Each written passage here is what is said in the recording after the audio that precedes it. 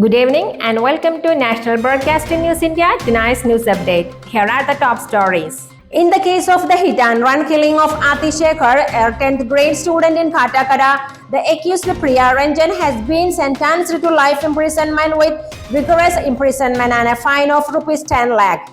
The court also ordered that the fine amount be given to Ati Shekhar's parents.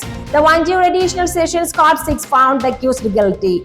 The prosecution's argument that murder was due to Priya Ranjan's grudge after Ati Shankar questioned him for urinating on a temple wall was accepted by the court.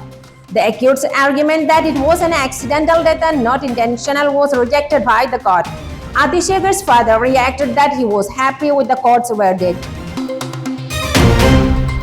Supreme Court against ED. The Supreme Court has criticized the Enforcement Directorate for making allegations without proper evidence. The remark was made while considering the bail application of Arvind Singh, an accused in the liquor policy corruption case in Chhattisgarh.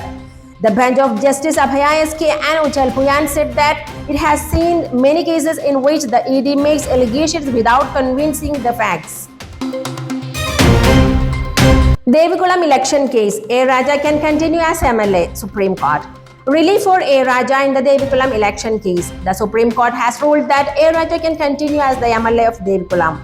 The crucial verdict from the Supreme Court overturned the High Court's judgment, allowing A. Raja to remain as MLA. The Supreme Court stated in its order that A. Raja was eligible to contest from the scheduled caste seat. Justice Emanuela added that he is entitled to all benefits. The verdict was delivered in concise terms. On March 20, 2023, the High Court had nullified A. Raja's election result, pointing out that he was not eligible to contest from a reserved seat. The UDF candidate had approached the High Court at that time. A. Raja then approached the Supreme Court against the High Court's verdict. Another major drug bust in Walayar. Youth arrested for smuggling MDMA on KSRTC bus. A young man has been arrested in Walayar in another major drug bust. Dikshit, a native of Thrissur, was apprehended by excise officials during a search. The excise department reported that 900 grams of MDMA were recovered from him.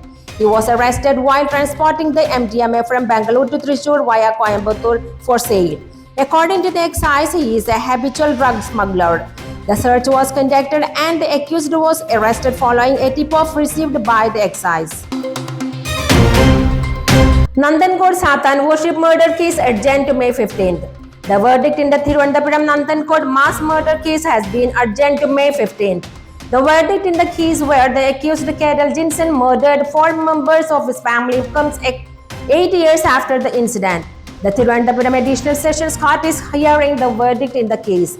The incident that forms the basis of the case occurred on April 8, 2017. Retired Professor Raja Tangam, aged 60, his wife and retired RMO Dr. Jean Patma, 58 years old, their daughter, 25-year-old Caroline, and the doctor's relative Lalita were found murdered in their house in Bayan's compound near Cliff House.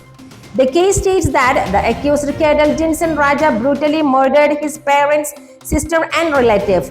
The cause of their death has not been determined. The bodies were found in a church gate. The accused had been attracted to Satan worship for some years. He allegedly committed the murders after hearing the advice of Satan worshippers that the soul is truly alive and that releasing the soul from the body allows it to travel in the universe. In Telangana, Sangareddy district, a father killed his 2 children before taking his own life. The man identified as Subhash killed his children, 13-year-old Hrithik and 9-year-old Aradhya, and then committed suicide. Subhash left behind a 4-page suicide note. The entire note was about his wife. Subhash and his wife Manjula had some disputes.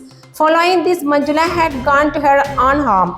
In the letter, Subhash wrote that his wife had an affair with another person and that this person was financially exploiting her. He wrote in the letter that he had tried several times to explain things to his wife, but she did not back down.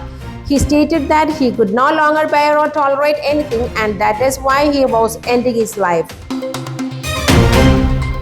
IPL 2025 today match MI vs GT. Mumbai Indians faces Gujarat Titans at the Wankhede Stadium in Mumbai at 7:30 p.m.